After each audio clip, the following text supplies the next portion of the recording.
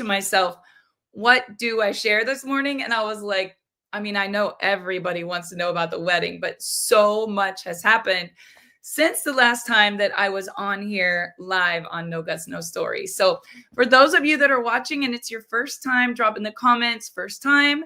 If you've been following me for a while, you know every Saturday morning at 9 a.m. since 2006.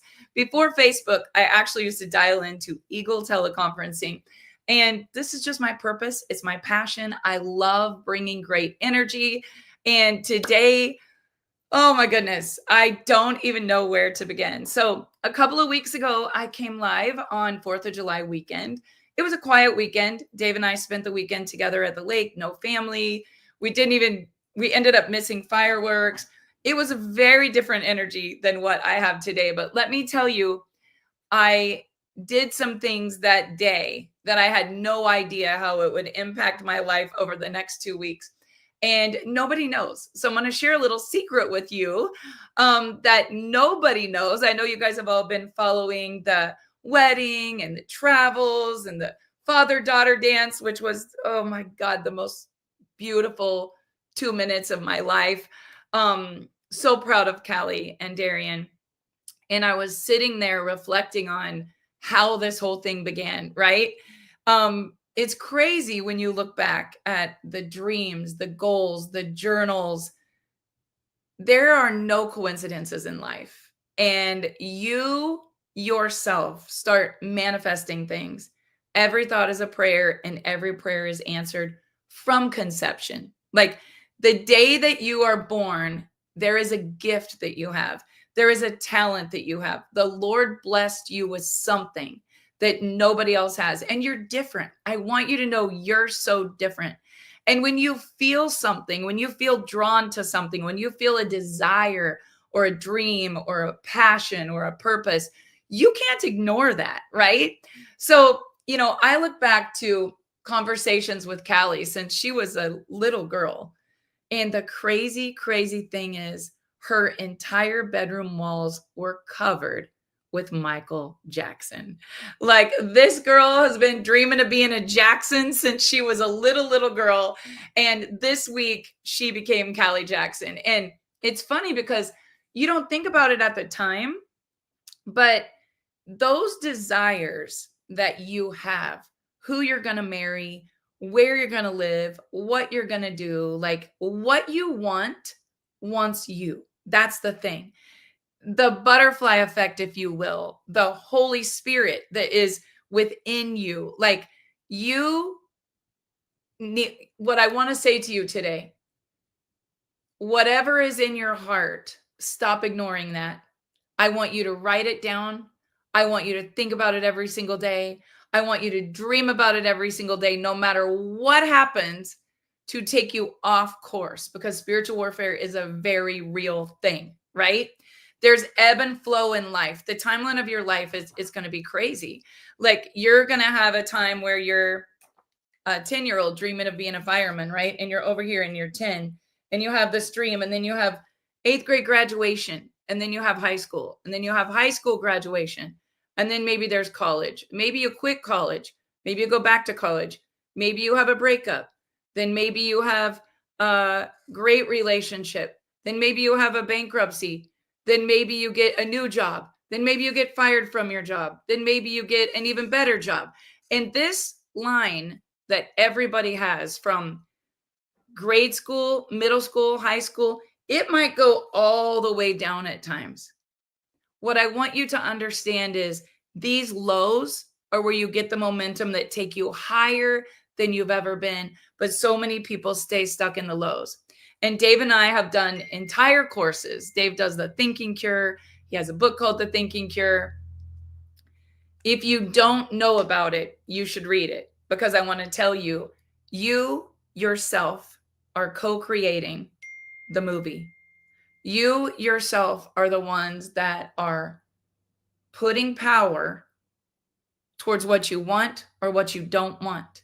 And if you don't have personal development, if you don't have dreams and goals, if you don't have a mentor or a coach that's helping you keep on keeping on and keeping on and keeping on, you will be complacent. And that's when people start to struggle with depression, with addiction, with abuse, with thoughts of suicide, with just giving up, just like, I don't even care anymore. Impatience. I had a coaching call this morning, actually, a coaching call with someone who's in my business, but she's the most incredible coach. And she was talking about the word impatience. And as I was watching Callie and Darian exchange their vows, all I could think about is love is patient, love is kind. There is no greater gift than love. And every single one of us needs love in our life. Babies cry for it. Grown men go to war and die for it.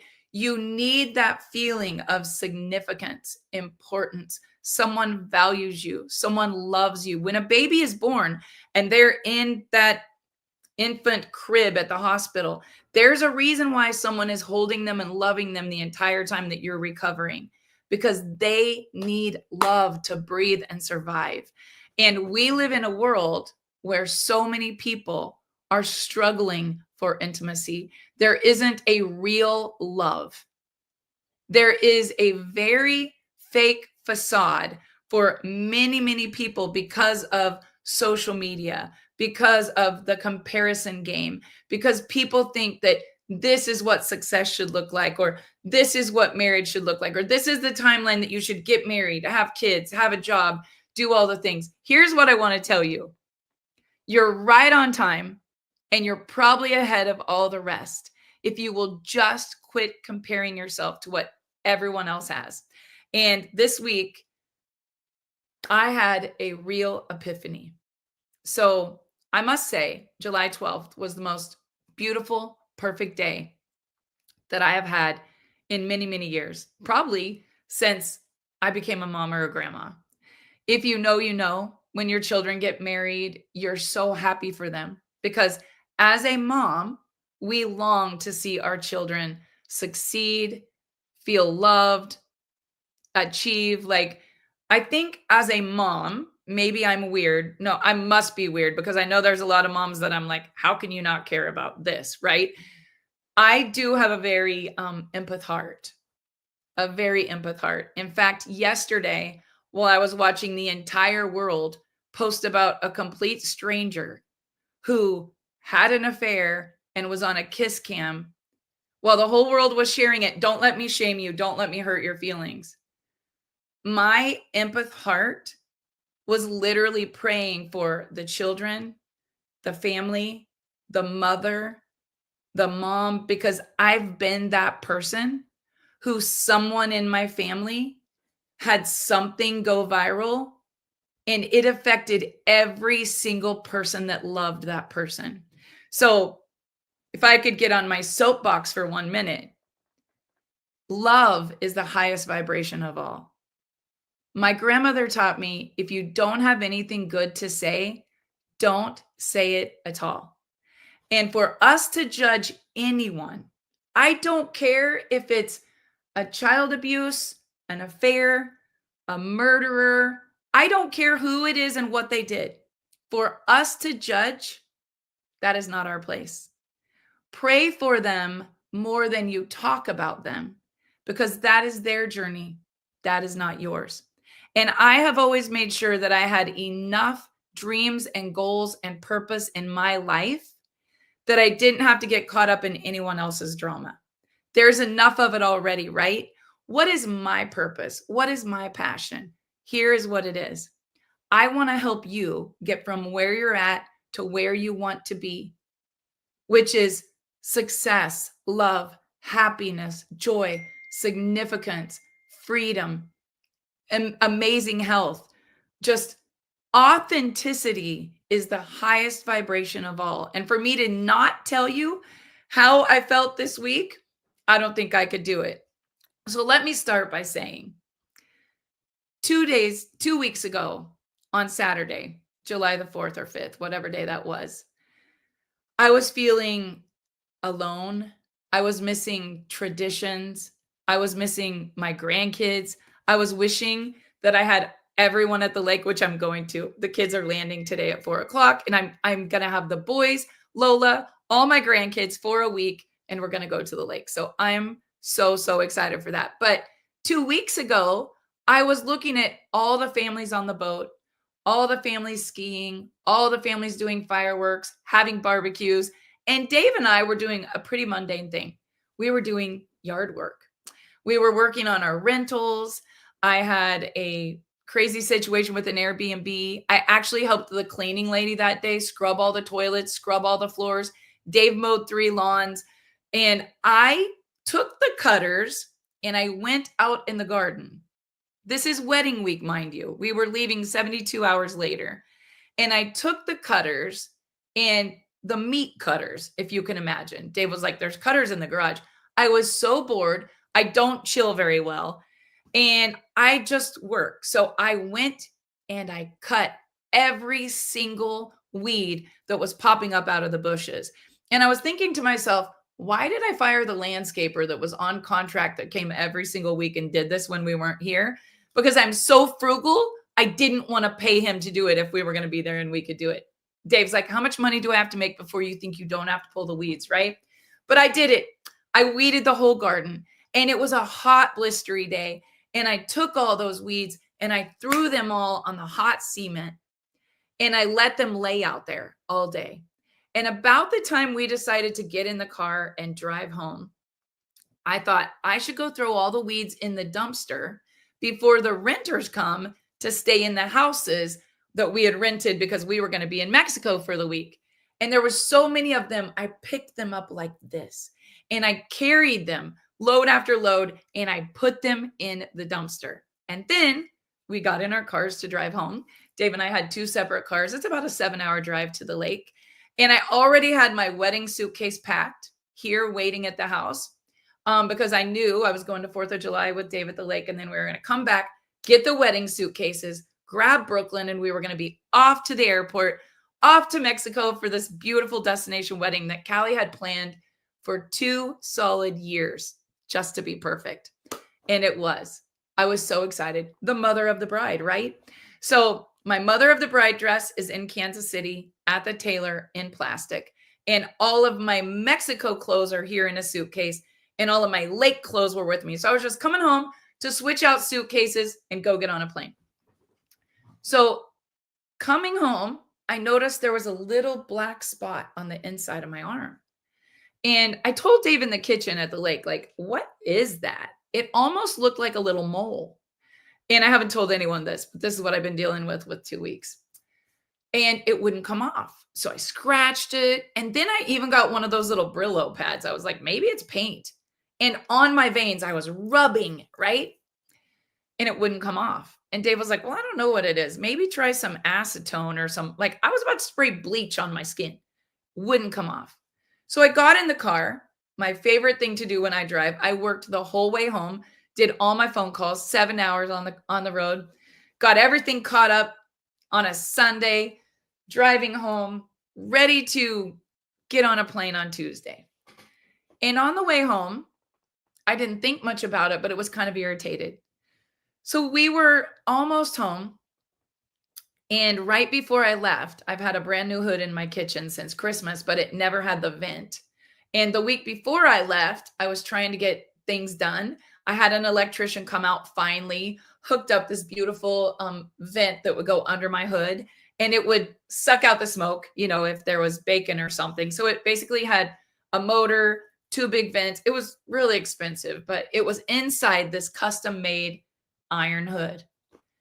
And something happened right before we pulled into the driveway that when we got here, the entire house full of smoke, electrical wire in the hood, and soot like it snowed through my entire house. If you walked, your feet turned black. If you tried to pack any clothes, your hands would leave like you just got fingerprinted. Like my cat that's white was black. Like you can't even make this up. And I thought, Satan, not today. Like if you don't believe in spiritual warfare and ebb and flow and good and bad, without personal development, I would have literally been in a psych ward. I would have lost my ever-loving mind. My suitcase was covered in soot. It was crazy, but we quickly called a restoration company, took our suitcases, and we headed off to the airport. And my insurance adjuster said, don't worry about it. Go have a beautiful wedding. Let us take care of it. Now, any of you women that know, like, I usually don't leave my house without unload the dishwasher, make sure the laundry's done, everything is folded, fresh sheets for when I get back home. They said, don't sleep in the house. You're probably going to have to get an Airbnb. Insurance will pay for it for up to a year. True story. And I headed off to a wedding. So we get in the car and we're driving to the wedding, and I have this little annoying itch happening. And my husband pulls up to the hospital and says, get out. Let's make sure it's not shingles, because Callie has bridesmaids that are expecting, and the baby's going to be there. Rose is going to be there. So I go in to make sure it's not shingles, because I have had shingles before, and stress makes you have shingles. But shingles is usually down one side of your nerves. This is like going different places. And they say, we're going to give you a steroid. We're going to give you an antibiotic cream. This is highly contagious. Try not to scratch it. It looks like poison oak or sumac. It's way worse than poison ivy. And I get my steroids, which they say you're not going to sleep. So I didn't, like, hardly at all. And we head off to the wedding. What nobody knows is that this most beautiful, perfect week in Mexico, that it was just an absolute dream. I couldn't be in the sun. I was sweating and it was spreading everywhere. My arm, my breast, the insides of my legs, around my belly button, and not supposed to have heat, not supposed to have any sun. And if the steroid cream gets in the sun, they said it will scar your skin for life. So I'm all sleeved up, trying not to touch the baby that I want to hold. It's oozing in the gauze. And I'm trying to stay together because I'm like, I am the mom. I am the mother of the bride. I have got to be strong. I wanted to scratch my skin off and punch the wall every single day, all day. And I just somehow, by the grace of God, made it, right?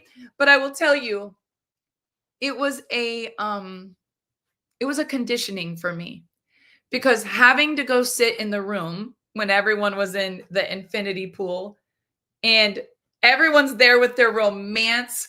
I mean, it's the most romantic. Xcaret is probably one of the most romantic places in the world. And Dave is like, I'm going to sleep over there on the couch, right? He's having to hold the baby and help change her diaper. And yet I didn't let it steal my joy. I did not let it steal my joy. I thank God for Photoshop. I hope Callie's wedding pictures don't. My arm looked like the skin, like in the movie Elephant Man. And it continued to spread throughout the week, but we didn't let it stop us. And I never posted about it. I never gave it any power. I never complained about it. Well, I don't think I did. And I just tried to keep the main thing, because Callie had worked so hard for 2 solid years to plan every single moment of this week. And I got to tell you, when I was thinking about this timeline that we all have, from the time we're a little girl until we go to grade school, until we go to high school, until we go to college, until we get married, until we get the job, until we quit the job, we get a new job, we change careers, we go through whatever we go through. It's the journey. It's not the destination. So the journey of planning that wedding over the last 2 years for Callie was such joy. Every minute was so perfect. Her speech, the dance, the dress, the flowers, the photos, the walk from the entrance of Xcaret to the cave. Like, I'm going to be honest, when she took us there last April, I said, why do you want to get married in a cave? Now I know why she wanted to get married in a cave. I've never seen anything so beautiful in my entire life. But she had this vision. She had this dream. And I want to talk to you guys about that, because we're halfway through the year. For me, I'm halfway through my life. I'm 55 years old. Everything is about the journey, not the destination. It's not the money that you make. It's the person that you become. It's not the wedding that you have. It's the love that you build. It's not the career that you chose. It's the impact that you make. And who you marry might be one of the single most important decisions of your life.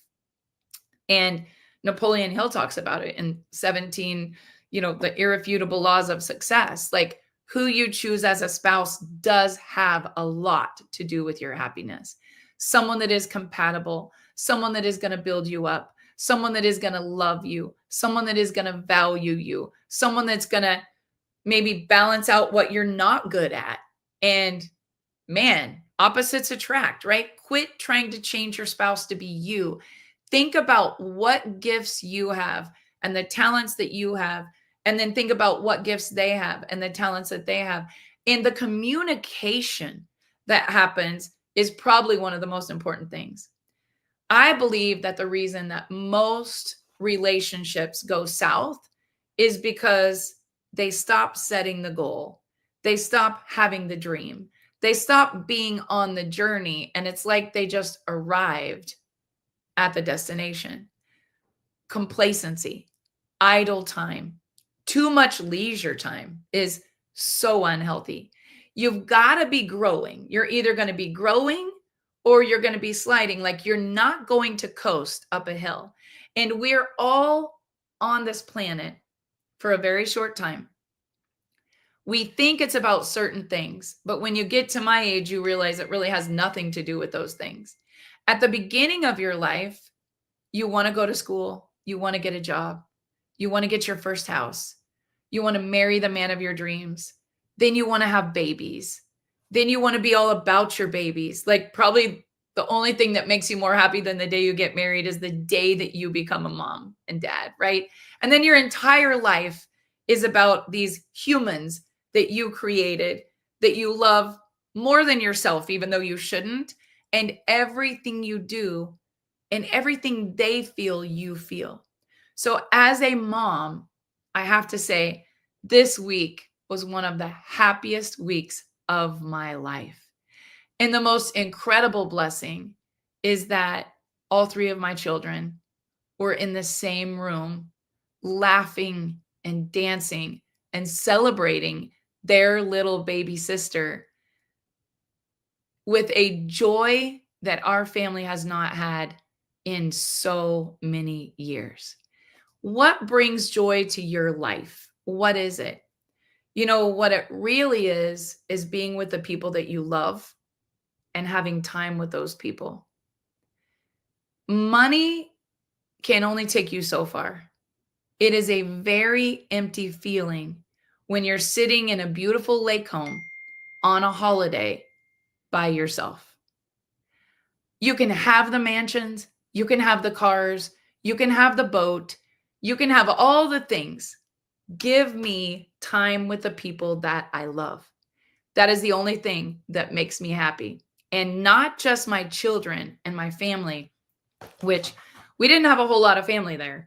It was a long ways away. Everybody had to get a passport. They had to take a week off work.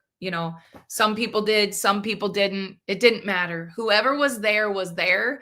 And we were so grateful for the people that were in that room. But I want to tell you what happened for me this week. I learned a lot about myself. I learned so much about myself. Up until now, I have lived my entire life for everyone else. It is what makes me happy.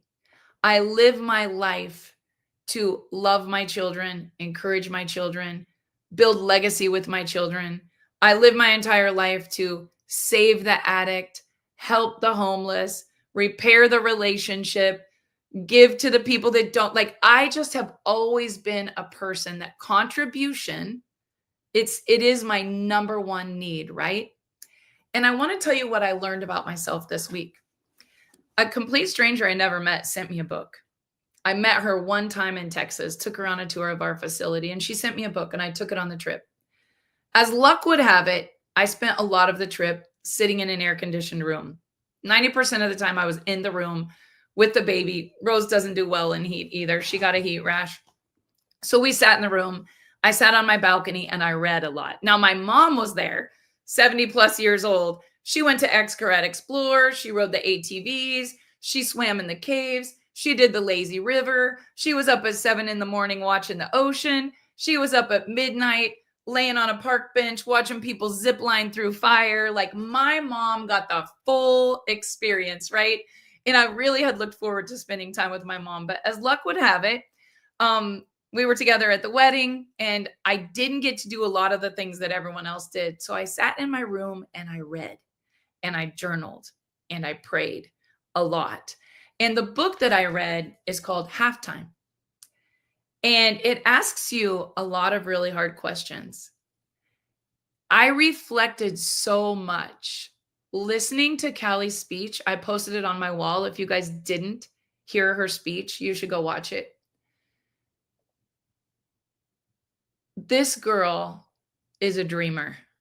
She is such a dreamer. She is the COO of our company doing millions of dollars a month. She sets the bar high. She has so much discipline in her life. What people don't know, she wakes up every morning and she goes to the gym and she works out. And she took on a new hobby called silks. And the national championship was the day of her wedding. So she made it from the Lee Summit competition onto nationals. And she knew she couldn't compete the day before the wedding or she would have been all bruised from silks. So some of you saw me post a video like a couple weeks before she competed with a video entry. And the day before her wedding, while we were at rehearsal, she became the national champion in her silks competition. The day before, she became Mrs. Jackson. So there's power in proximity when you surround yourself with people who are dreamers, doers, take action kind of people. They're visionaries. She didn't just say, I'm going to go pick out a wedding dress at David's Bridal. She said, there's this one designer that I've always dreamed of. Mom, do you want to fly to New York and maybe we could try it on and see if I could get this one dress? And then she made payments on her dress every month for a year to make sure that she didn't just settle. She got the dress of her dreams. Now, most people would say, that's extra. That's too far. That's too much. Well, you don't know my Callie. You don't know my Callie. And I want to tell you something. I would attribute a lot of my children's personal development and success and vision and dream to the way that they grew up in the industry that we chose. It's crazy. It's crazy, like Pastor Todd says, but it's only crazy until it happens. This little girl that loved Michael Jackson. In fact, her and her dad were flying to go see Michael Jackson in the UK the year that he passed away. Like, that was their Christmas bucket list. We've always had dream boards. We've always had visions. We've always manifested exactly what we wanted as a family. And we always talk about what we want. We don't give any power to what we don't want. It is the most important thing. Your success is all about your vision. And the crazy thing is, it's the simplest thing, but most people won't do it. Now, let me tell you, when you get a dream and you achieve it, you have the baby, then you have postpartum depression, right? You graduate college, then you're like, now what am I going to do with my life? When you hit a goal, the number one thing you have to do every time you accomplish a goal is get a bigger dream. Because if you don't, you will see yourself do the up and then the down. So you always got to have something bigger, something, you've always got to have something that you want more than what you just got. We are goal-striving machines. So when we were leaving this beautiful wedding, their officiant was Coach Haith's wife, Pam Haith. Coach Haith was the Tulsa University basketball coach for Darien. Any of you that have ever had a college athlete, I mean, my kids played D1 football or cheer or dance. Like, they've always been college athletes. So basically, you never have your kids on holidays. They're always at a bowl game or something. So where do you think Callie spent? I forgot to drink my source this morning. Where do you think Callie spent her Thanksgivings? She spent them at Coach Hayes' house with a basketball team because she was living there in Tulsa and we were all here having Thanksgiving or whatever, right? So it just becomes like the new family. Well, Coach Haith's wife, Pam Haith, gave the most beautiful, they did their vows in private. They didn't do them in front of everybody. It was a short wedding, maybe 14, 15 minutes. But it was such a beautiful love story.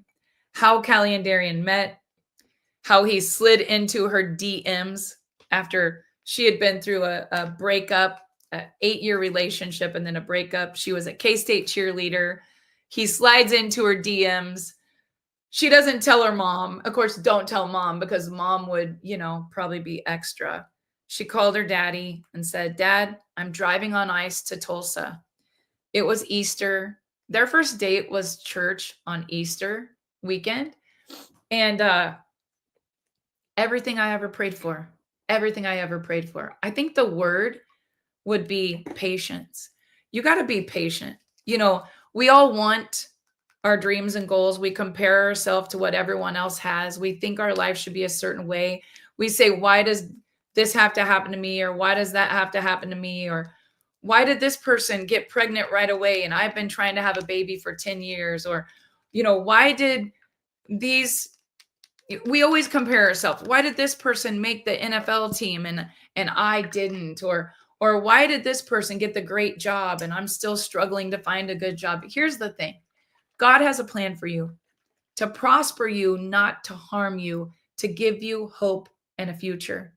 And what you have to do is know nothing will ever stop something that God built. Nothing will keep you from the destiny that God has planned for you. It's patience and having gratitude even in the midst of a storm. For this, we prayed. For Darian Jackson, we prayed. And man, did God deliver. Did he deliver in a way that none of us could have ever dreamt? And it was the most beautiful wedding I have ever experienced in my life. I'm not saying that because it was my daughter. Everyone that was there said the exact same thing. It was the most perfect day. And then we all had to come home and come back to reality. The day of the wedding, my right arm was covered in oozing blisters. I was in the worst pain I have ever been in my life. And my right breast was covered in blisters and it was somewhat showing out the top of the dress. It was miserable for me. And it was such a conditioning to put on a smile and to be happy and to hold my head high and to hug with one arm. So I didn't worry about getting anyone else sick. But all I could focus on was the most beautiful girl in the world in the white dress that was my little girl becoming Callie Jackson. And I'm telling you, nothing was going to steal that joy from me. Nothing was going to steal that joy from me. I watched them dance all night. I watched their friends. I watched the hugs. I watched the laughter. I held my other daughter's hand. I hugged my son. We just sat there like, this is the most beautiful day. And Brooklyn never left the dance floor. Lola never left the dance floor. We kept Rosie over in front of the air conditioning fan and she slept the night away until the last dance. And then we left the cave. And as we were walking up, it was so surreal. I looked down into the cave from the upper exit of the park and I took this video, which I will post. And all you could see was just all of these people smiling and laughing and dancing. And I thought to myself, what is their journey? What did they have to go through to get to where they're here right now? The value that they must have in the friendship of Callie and Darian to come that far, to spend the money, to stay that week, and the relationships. I was sitting there with Coach Haith's wife, Pam Haith. I need to quit calling her Coach Haith's wife, but most of you probably know Coach Haith. He was Tulsa, then Texas Longhorns. Now he's at Texas A&M. But her and I sat there and we talked about our children and we talked about our siblings. We talked about our husbands. She was someone that was my age in the room. Everyone else was about half my age, right? Except for Darian's mom. And we were laughing and we were saying, what an amazing community of kids. These kids have the best friends, the best environment, the best relationships. What a gift to be surrounded by friends that would build you up, not tear you down, that would encourage you, that would love you, that would have your back. And, we were talking about all of our kids are on a different journey. They're all on a different timeline. What you think your children's life might look like, and then what it actually looks like, and the things that they go through. We talked about from a mom's perspective, how you feel their feelings. One day, a mother said to me, "You can never be happier than your saddest child." And I thought, I used to believe that. And then there came a time in my life where I had to surrender. I had to believe God has a plan for each of these children. No matter what they're going through, He will bless that is a life that serves Him. And the most important thing that I could do as a mom is stay grateful in every single storm. In the midst of that storm of poison ivy all over my body, and Callie calling the bridal suite had a butler. So she calls the butler and he says, "We're coming to pick up your mom and take her to the hospital," right? This is 2 days before the wedding. This is the night of rehearsal. And I go there and nobody speaks English and they're giving me this massive shot in my butt. And then they're giving me this cream that's so much more powerful than the one I got at the Russell Hospital before I left. And they're saying, "If this isn't better by tomorrow, we'll take you to a skin hospital." And I'm like, it's wedding day, right? Nobody could even make this up. But here's what I kept saying. I'm grateful it's not on my face. I'm grateful it's not on my husband's body. Can you imagine a man having that? And then the morning of the wedding, it was on my face. And thank God we had an airbrush makeup artist that could cover it up. But I had bumps all up my cheek. And you know what? No matter what happened, I just kept smiling, saying, it's going to be a perfect day. I remember right before we put Callie's dress on for her to see her daddy for the first time, she was on the floor sick. They ate pizza the night before, ended up with some food poisoning stuff. Like, there was so much ebb and flow, right? But we didn't let anything stop or steal our joy. And I think for some people, one of the things would have took you out for the week. The fire, the poison ivy, the whatever, who came to the wedding, who didn't come to the wedding. Like, so many people get so caught up in the muck. But what you have to do is stay so grateful and so patient, patience, every single day, to know that yours is coming. Your happiness is coming. Your joy is coming. Your blessings are coming. The love of your life is coming. The job of your life, the promotion at work, the rank that you're trying to hit in your sales business, like your health breakthrough. Yesterday morning, right when I got home, here came Dave's dad. Dave got on a plane and went to get the grandkids. I stayed here, went back to the doctor for all it's better today. It's so much better today. But Dave's dad came and he knocked on the door and he said the wedding looked beautiful. Of course, he didn't get to go. And he said, "I have my oncologist appointment in the morning and it's on Zoom." And I said, "It's going to go good. There will not be any cancer, John. It's going to go good." Some people would say, "Oh, I have my appointment tomorrow." Like, his attitude, there is such a high vibration in acting as if you have already conquered whatever the battle is. He could choose to say, "This is a horrible disease and blah, blah." No, he chooses to say, "It is not in my body. It is gone. I don't have it. It's never coming back." And I'm telling you, I have a good friend, Ken Murray, who came to my Barb Pitcock phone training in 2011 here in Russell, Kansas. I used to have people call actual leads and work them with me. I was the master closer. I loved phone skills. Nobody uses their phone anymore, but I love phone skills. And I taught them to go live every single day forever.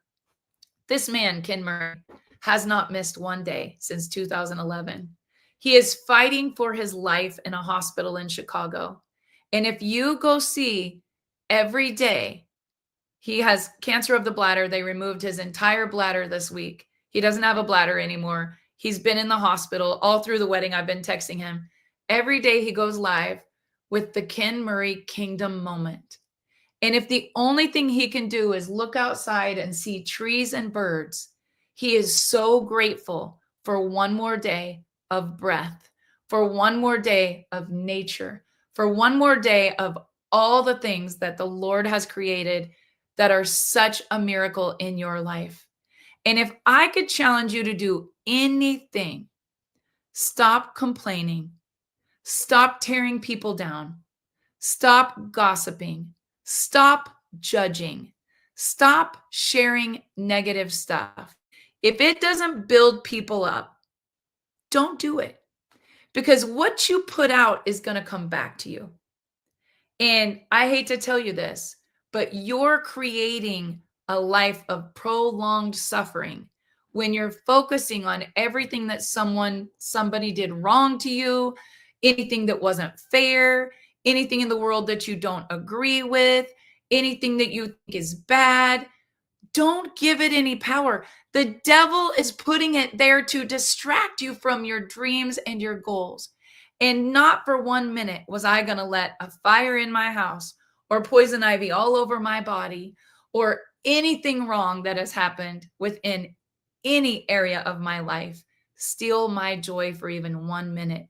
Because every morning when my feet hit the floor, the devil says, "Oh shit, she's up. What can we do to stop her?" Because every single day I'm giving God all the glory. I'm building this kingdom.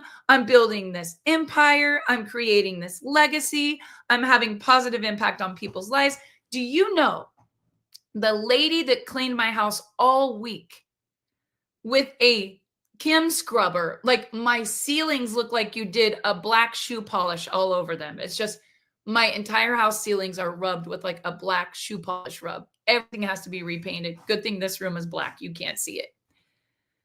Here's the reality. The lady that did the Kim scrub has been on a similar journey as my oldest daughter that's living with us right now. And she literally witnessed to her all day yesterday. And they talked about healing. They talked about addiction. They talked about abuse. They talked about forgiveness. They talked about dysfunction and generational curses. And it was so crazy. Without the fire, she never would have been in my house. The insurance adjuster that came, her name was Tasha. She wasn't my first insurance adjuster. They gave it to her while I was in Mexico because they said I needed a bigger, like a high loss claim. She comes here, had a boy that played college football, still does, just like I did, has daughters, D1 athletes, just like Callie, travels a lot, her and her husband both. She's not in sales like me, but she does insurance claims. She worked Hurricane Katrina. She is such an empath. She loves helping people. She loves serving people. And as luck would have it, she just overcame the battle of her life with rectum cancer and is looking to improve her health, studying frequency and vibration.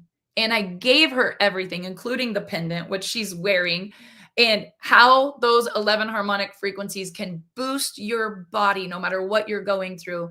Yesterday morning, she drinks the rise. Now, this is a stranger that I wouldn't have met without the fire.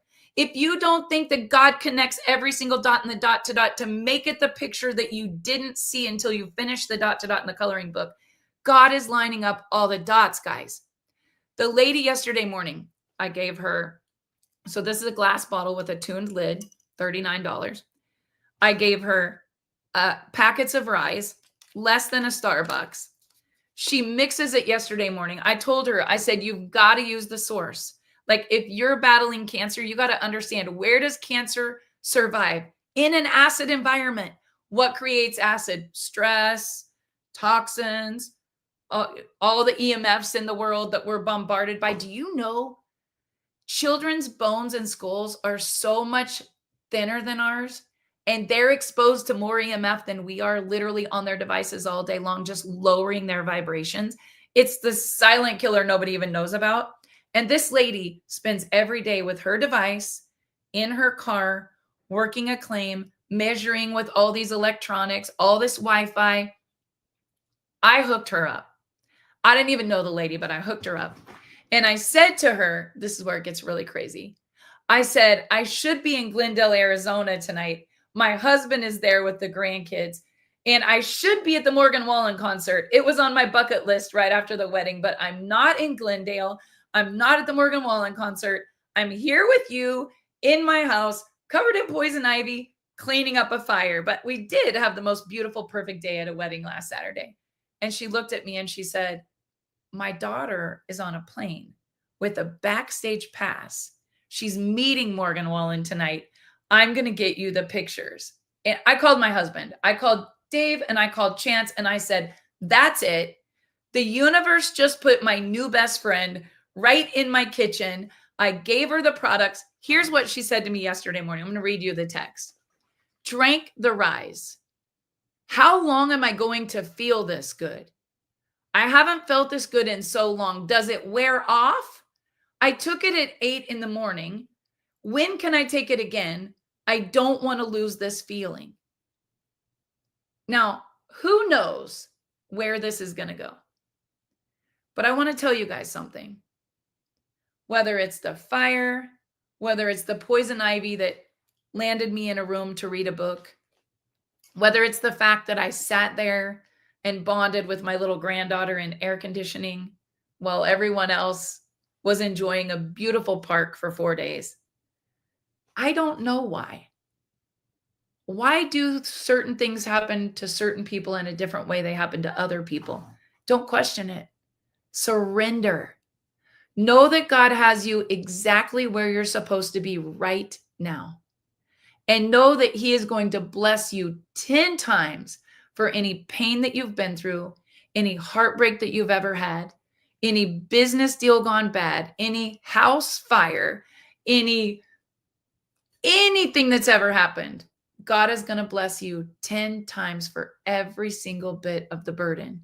But you've got to surrender it and you've got to trust Him. My children's lives are not my life to live. I have to surrender that. My grandchildren, nothing I can control. I have to surrender that. But do you know what I can be? I can be the best version of Barb Pitcock. In the book Halftime, it talks about how you do everything in your life, the first half, for certain reasons. Money, marriage, job, kids, house, accomplishment, significance. But when you take all of that and you look at your second half and you say, at the finish line, what will I have accomplished? Man, do I have a list. And I put that list together this week while I was sitting in the room. And for those of you that are over 50, go get the book. For those of you that are less than 50, you're probably bored as heck right now. But the first half of your life, if you can see this diagram, it's all about yourself. It starts in the middle. It's all about you. And it's all about yourself and what's going in. But the second half of your life, it's all about what's coming out. It's all about what's coming out. And everything that you've been through is part of your purpose. It was God conditioning you, the wisdom that you learned from the failure, the capacity that you have, like my capacity to handle stress, from suicide to cancer battles to sick parents to addicted children to overdose on fentanyl. Did you guys know this week they passed an act in the White House that has to do with fentanyl? And there's such a shift that's happening in the world. And I'm probably as passionate about that as anything in my life. And because of what I've been through, and because of the capacity and the pain and the purpose and the knowledge and the understanding that I have for addiction, I have so much love and understanding that I don't judge. So I'm different. I'm different. Most people are like, why would you care about that? It's everything. It is everything. If you don't know, you don't know. But our world that we live in is a very lost world. And people do not have hope. And every day when I think of sharing a little mushroom drink that helped me stop crying, a little mushroom drink that helped my children to be able to focus and have good mental health and feel happy, not sad, and to work out and to build businesses and to have amazing mental capacity and to grow and to learn and to create. Everything I have is because of them. Callie and Chance created the branding. Brooklyn's journey made me want to help people with mental health. My depression and sadness and my constant racing heart and scribble head because of all the things my kids were going through, not just one, but all three. It made me realize how many moms are out there with a broken heart, hiding, living in a silent suffering, not knowing how to get through the day. But I found the answer. And I found the answer and the purpose and the passion through so much pain. I want to share with you in closing my dream board that I did sitting at the lake house on New Year's Eve by myself 3 years ago. Kason and Kyler, my little nephews, were there with me. I needed to do my Saturday morning live. Some of you might have watched it. We did dream boards. We had all these little psychedelic poster boards, and we wrote out what all of our dreams were.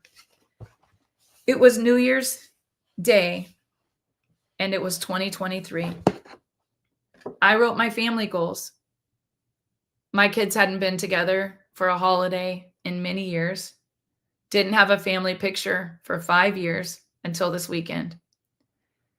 Never had them all together, never had them all healthy, never had them all happy. But my goal said, my family, my kids are all happy and healthy. We are all together often. I wrote down a ski trip to Keystone.